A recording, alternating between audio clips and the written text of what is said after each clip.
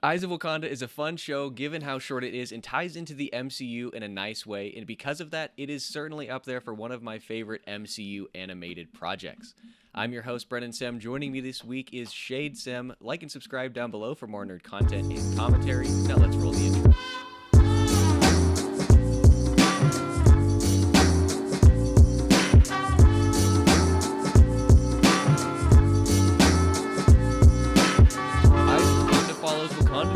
Who throughout history have traveled the world to retrieve dangerous vibranium artifacts. The series is written by Geoffrey Thorn and Marc Bernardin and directed by Fang and Todd Harris. Now, as always, we're going to begin with a brief non-spoiler review. Before we do that, though, make sure you let us know down in the comments what you guys thought of Eyes of Wakanda. Shayde, no spoilers. What'd you think of Eyes of Wakanda? It was very fun for how short it was. Yeah. No, to basically just say what you said in the intro, it was very short. Each episode was only like 30 minutes long. Mm-hmm. And only 4 episodes. Only 4 episodes. And they all came out the same day, I'm pretty sure, right? Yes. All 4. It was very fun. The animation style is that Marvel MCU animation style, which I'm okay with. I enjoy it. Mm-hmm. And I feel like it worked really well for this fun, short show. I agree. I mean, I think as far as the animation goes, I more or less like it. I think it got better the further we got into the series. And we're going to talk about this in the spoiler review section. The second episode is by far the best. Yes. With the third being, the third episode being a moderately spaced second. I will admit, though, and this is just my bias, I would really just like to see a return to classic, 2D drawn animation. Yeah. Like, I understand the impulse to do the 3D computer animation because it can look really good. You can do it now in a way that you weren't really able to before. But I really just miss that classic drawn style. When we talk about things like Batman, the animated series, Superman, some of the other DC animated stuff before, I really like that much more than the 3D stuff. Even when we talk about something like Super Mario Brothers, which is 3D animation. Some of that Steamboat Willie flipbook animation. Yeah, exactly. That's what I'm looking for. Yes, I agree. The colors definitely, like the purple, the vibranium purple, it ties in really well with this animation, in my opinion. Mm-hmm. So yeah, it was fun. I enjoyed it. I wish there were more episodes than just 4, honestly. I wish we could have seen more historical events. I agree. I do wish it had been longer. I mean, 6 or 8, maybe. I mean, because I think What If is 8 episodes a season. Yeah. I could be wrong about that because I only saw the first season, I think. I don't even think I watched the second or the third. What if what? What if Ultron won? Okay, so the first season is 9 episodes. 9 again, and then what are we looking at? 8. Okay, so yeah, I mean, like, even just 6 episodes, I think would have served well. Yeah, I think the conceit of it is pretty fun, and we'll talk more about this in the spoiler section. If they were actually, let's just transition to the spoiler section now. Yes. So this is your final warning. We are going to talk about spoilers. If you haven't seen Eyes of Wakanda, turn off the video now and come back in roughly 2 hours time. All right. So my thing is, when you get the first 3 episodes are purely episodic in nature. They are not related in any way whatsoever. They're just, Wakandan warriors, the war dogs, who are going out and retrieving these Wakandan artifacts and bringing them home. The only connecting thing is that there's the main character from the first episode, Noni, or whatever her name is. She has a bit part in, like, the second one. And that's really it. Some of the other people get name dropped in other episodes, but there's no connecting tissue whatsoever until you get to the 4th episode, the last one, where it is revealed that this whole thing has been like days of Wakandan past, basically, where in the future Wakanda has been destroyed because something is different, or Wakanda has been destroyed, and now the final queen of Wakanda, the last Black Panther, has been sent back in time to find the moment that causes Wakanda's downfall, however many thousands of years later or whatever. If you're going to do that story, which is a classic trope. We were talking about this earlier today. It's a bit of a classic trope. It's a classic Marvel story. I called it Days of Wakandan Past because it's literally Days of Future Past, but with Wakanda.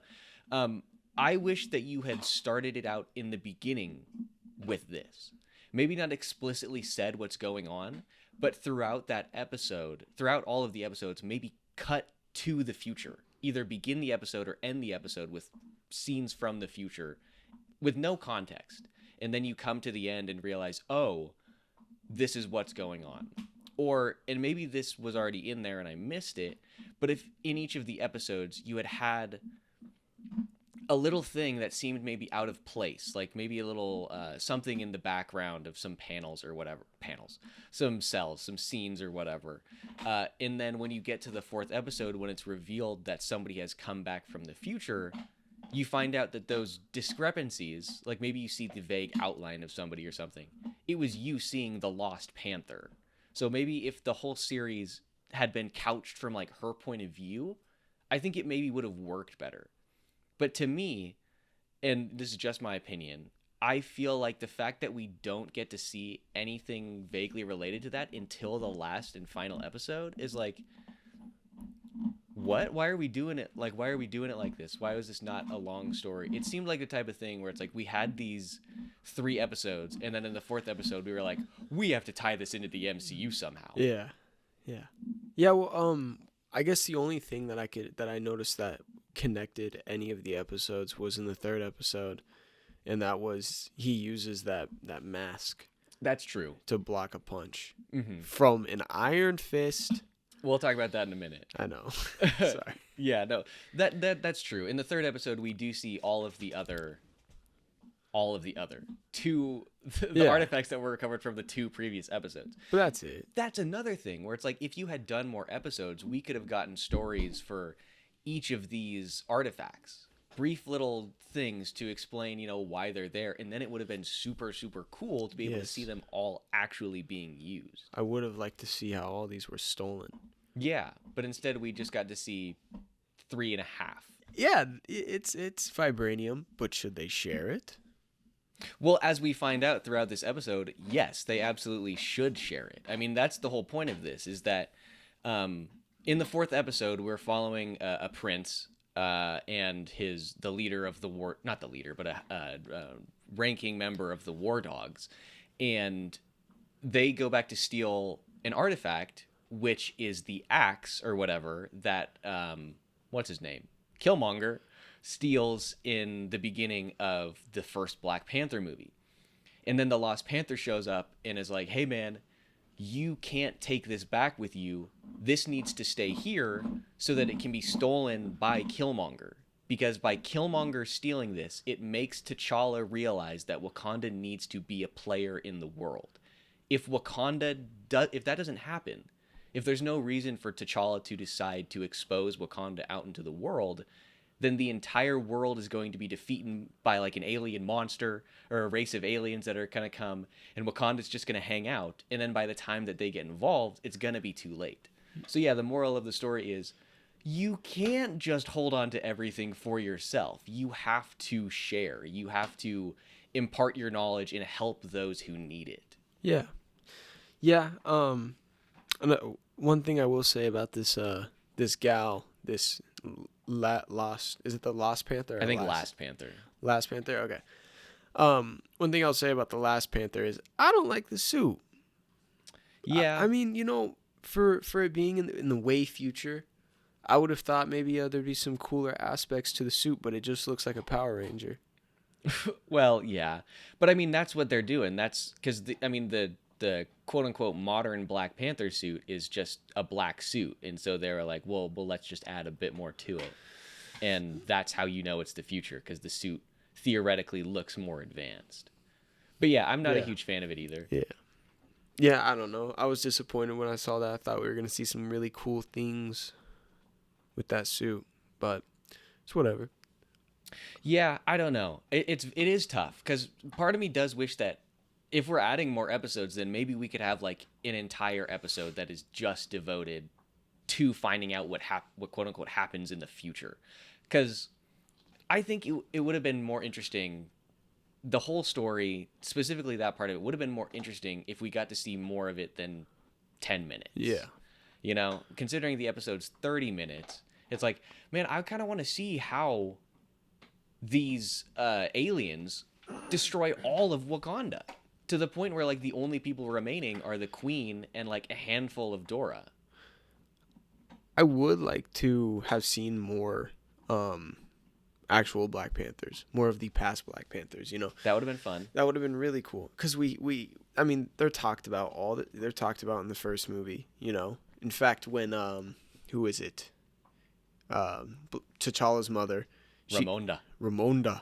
She's explaining that she's explaining the past, and then it's just these big old sand. It's like a sand thing, you know, and it's explaining the history. I think it's vibranium, but yeah. Or vibranium, yeah. It looks like sand. Yeah. The vibranium sand. It's like forming, you know, history, and then we get to see how the first Black Panther was like created. You know? And I would like to see more of the Black Panthers, the past Black Panthers. I definitely would have too. I think it could have been a much more interesting story if it's like every episode it's a different time period, so we see a member of the War Dogs team up with a different Black Panther. Because obviously we know it's a tradition that goes back to the beginning of Wakanda.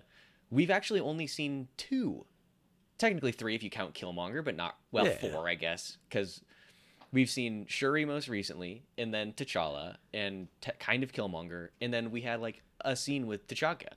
Yeah, we know it's a long and storied history. I agree with you. I definitely want to see more. It would just be really, really cool. You know, if they went back into history and did this, they could do stuff with like, I don't know, Red Wolf or just the Invaders. Yeah, just the Invaders. But the trouble with that is that I don't know if Jim Hammond Human Torch exists. From the current MCU timeline, Cap hadn't met Black Panther until Civil War. Yeah. Otherwise, he wouldn't have been confused. And presumably Namor didn't show up in the world until Wakanda Forever. Which sucks, because I like the Invaders as a concept, and I really like the idea that Cap knows the Black Panther from his past. Yeah. He knows, like, whoever would be before T'Chaka. Like, we could have a little, like, episode where they have a mission together. Mm-hmm. You know, kind of like the game we're getting. Hopefully. I don't know if we're still getting that game. I have no idea. I haven't heard anything about that game for so long. Holy crap. Marvel 1943 Rise of Hydra.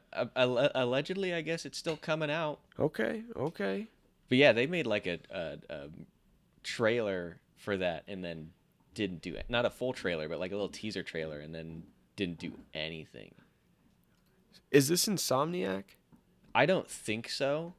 Let me see. Skydance. Dang. Skydance New Media. We need to continue Insomniac. We need to. Like the Marvel Insomniac universe, that's so cool. And then one day we can have a really good Avengers game.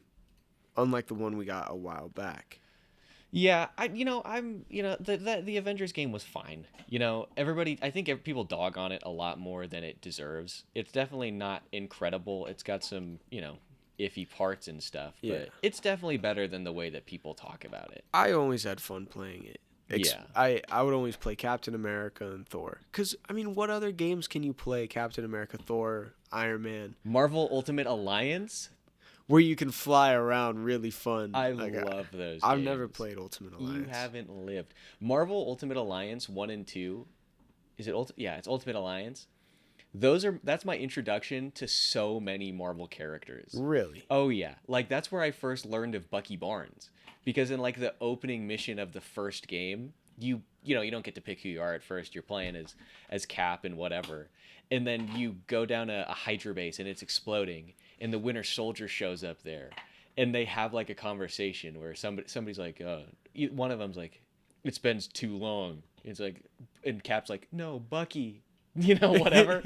That was where I was first introduced to that, and then I was like, "What's going on here?" And then that's when I read Ed Brubaker Cap.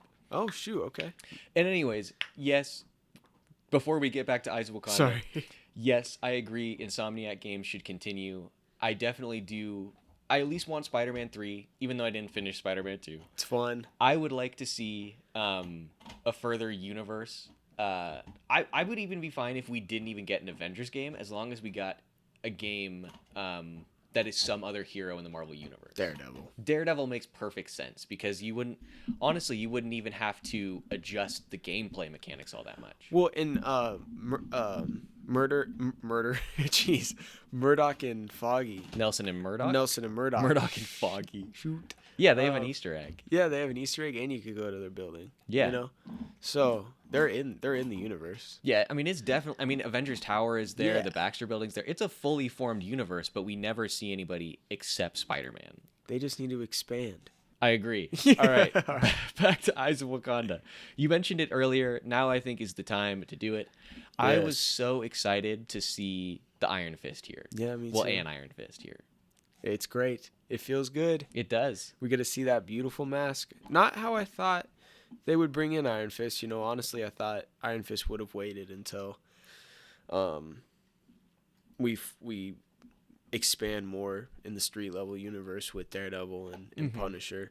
You know, I thought they would kind of just do that, go that route. Or in like a Shang-Chi movie, you know. That would be great. I mean, it would be great to have I mean, you know, it would have to be the classic thing where it's like, so this is where we introduce Danny Rand in the universe. Yeah. Or an Iron Fist. Presumably Danny Rand because he's the most famous, but just an Iron Fist.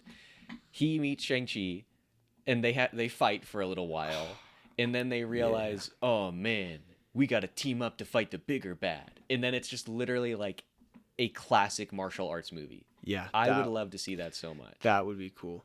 Yeah, I mean that's kind of how I thought it would go. I didn't expect this whatsoever, so they caught me off guard. Dang it!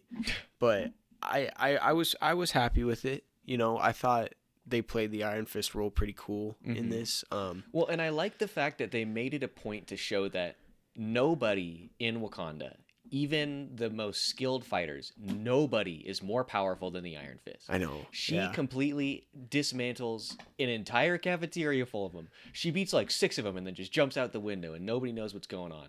Even the guy, is it Basha? Is that guy? Or is it a different guy? Basha? Yeah. Because who's Bakai? That's the guy from episode 2. Yeah. Basha is they're in the artifact room, and he's using basically every artifact he's got, and she's just demolished. Like, it doesn't matter until he gets a net and pins her to the wall. But even that, she lights up the fist and then just gets out of there. That's something that I love, because the Iron Fist should 1000% be one of the strongest hand-to-hand combat fighters in the entire universe. Yeah. The immortal Iron Fist. I'll die on that hill. I'd die on that hill. Yeah, I would too. The Iron Fist hill, I'd die. Yeah. I mean, like, they should be able to have a fight. Like, if the Iron Fist fought the Black Panther, it should be a war. You know what I mean? Like, it's going to be hard. Everybody's going to take some hits. But Iron Fist should walk away with that. Yeah. Same for, like, you know I love Daredevil. Iron Fist demolishes Daredevil. He would... girl or boy, whichever one. I guess because there's so many Iron Fists, so I don't know who's going to be our Iron Fist when the time comes. Because this was what? How long ago? The show? Or, yeah, just this... Or no, this specific episode. Oh, man. Well, it's at some point in, like, feudal Japan. Yeah. So, I mean, you know, of course we're not going to get her as the Iron Fist. But whoever it is, yeah, Daredevil would get messed up. I mean, there's no doubt about it. There's so many characters I like pairing up against Daredevil, though. Daredevil, he's one of those guys who it's like he's probably going to get... I mean, he's incredibly skilled, obviously. He's trained by Stick. So, I mean, like, he's a great fighter. He can hold his own against anybody. Oh, yeah. But if he wins, it's not because necessarily that he's better than them. It's just because he's got pure grit and willpower. Yeah. You know what I mean? Like, it's the Murdoch way. When you get down, you stand back up. And that's just how he fights. Yeah. I mean, Daredevil, if he gets... I mean, he can take hits. Oh, yeah. He can take hits like a champ. Yeah, he does not have a glass jaw. No. But yeah. So, yeah, I was glad to see Iron Fist. We talked about the second episode as easily the best. Going back and seeing the Trojan War. Gosh, so cool. My thing about the animation is that I don't necessarily like the 3D animation, but the composition of so many of the scenes is so great, especially in that second episode. Yes. And the voice acting and the writing in that second episode is so good. When you get to see Achilles interact with this Wakandan war dog, and Achilles is so hurt, like he's betrayed by like his brother. Oh man, it's so good. It's such a good ending fight too. Between those two. It's very, very emotional. And then the outcome at the end when when he has to deal with what he's done. Yeah. This is the spoiler section. He killed his friend. Yeah. So he's dealing with that guilt, and he's realizing that all that for what? To sit here and be in this area where I feel alone. Mm-hmm. And it's really cool and sad. Yeah. It's the show by and large has got some really great moments. It just suffers mostly from the fact that it's so short. And I think the structure of it isn't great. Like I said, I think if your whole thing is going to be like a Days of Future Past style thing, you should sprinkle it in throughout all of the episodes instead of holding off and dropping the bomb in the last episode. But that's just me. Yeah. Yeah, well, there's a lot that could have been added to this. I would have liked to see, it'd be really cool to see a Wakandan over there, in Jerusalem. When Jesus was being crucified, Okay. I don't know, something like that. Yeah, I mean, I don't agree with that particular point because what's he gonna do? I don't know. But I agree that it would have been cool to see him at various different points in time. Obviously, some more modern stuff would have been cool. In World War II or whatever. I mean, Hitler was renowned for being like a fan of the occult. The entirety of Hellboy is based off of that concept, so it's like it would have been cool that he had like maybe a Wakandan artifact that he was using, and so they have to go back in and get it. And maybe that's a scene where it's like the guy, like Cap is with the Howling Commandos, and there's just some random guy that they picked up in France, and he's he speaks with like a French accent, and he's there. I mean, he's the same role that the Bakaid had in the Trojan War. He's a French citizen who is helping out in the United War effort with the Americans. Cap gets to this Hydra base or whatever, confronts the Red Skull, and then this guy escapes with the Wakandan artifact. Oh, okay. So it's a type of thing where it's like, this guy was here, but it continues, or it keeps the continuity that Cap had no idea Wakanda existed. Yeah, that's true. Anyways. That'd be cool. My one final note, and this is minuscule and it doesn't matter, and I understand why it's not the case. The show should have been called War Dogs. Oh, what a cool name. It should have been called War Dogs. I mean, that's what they are, and I get why that's not the case, because isn't there already a movie called War Dogs? Yeah. And it's a good movie. Of course, you want to put Wakanda in there so you keep the SEO. But War Dogs is a much better name and makes a lot more sense than Eyes of Wakanda, personally. Yeah. I can see that. But yeah, all right, I think we're going to wrap it up there. We didn't mention it, but we kind of already did our final thoughts where we just sort of talked about the series as a whole. So yeah, we're going to end it there. Comment down below. Let us know what you thought of The Eyes of Wakanda. Do you agree that it should have had at least a couple more episodes, or do you think it is peak animation? Oh, what a question. Is it peak animation? I would argue no, but that's my opinion. You can have a different one. It's just wrong. All right. Make sure that you like and subscribe down below for more nerd content and commentary, and we will be back next week to talk about more nerd stuff. Yes. Nerdy.